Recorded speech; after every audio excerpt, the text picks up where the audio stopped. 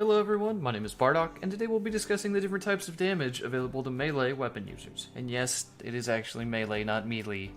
I googled the pronunciation. Attack power, also known as raw damage, is a physical damage dealt by weapons. Weapon damage can be broken into two categories, severing or cutting, and blunt damage. Cutting damage are sword slashes, lance thrusts, etc., and can be used to cut tails off most monsters, with a few exceptions. And that is where you should primarily focus your time. Talking to you, dual blades. Shield bashes, hammer smashes, and other things that you would associate with blunt force trauma count as stun damage. These hits reduce the monster's stamina, and then build up a stun if you hit them on the head, which is where you should be putting in your time.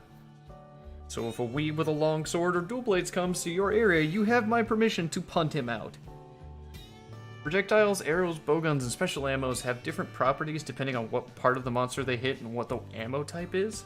And so like every YouTuber, I'm going to say I'll be making a video about that later.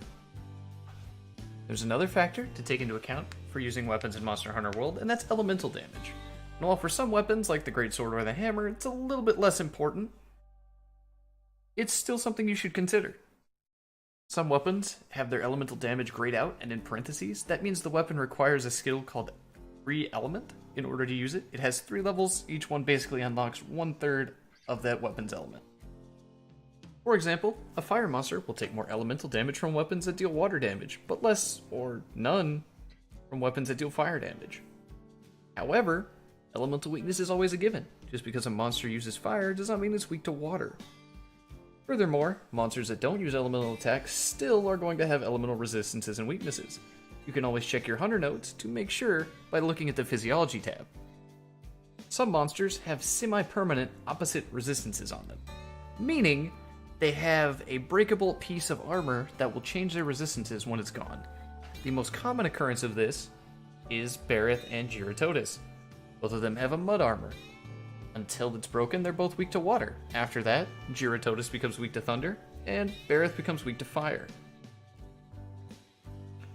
Some monsters have multiple resistances or multiple elemental attacks, so you need to be aware of your own elemental resistances and strengths as well. Wearing a set against Teostra here that's basically made of kindling with negative fire resistance is going to be a bad time.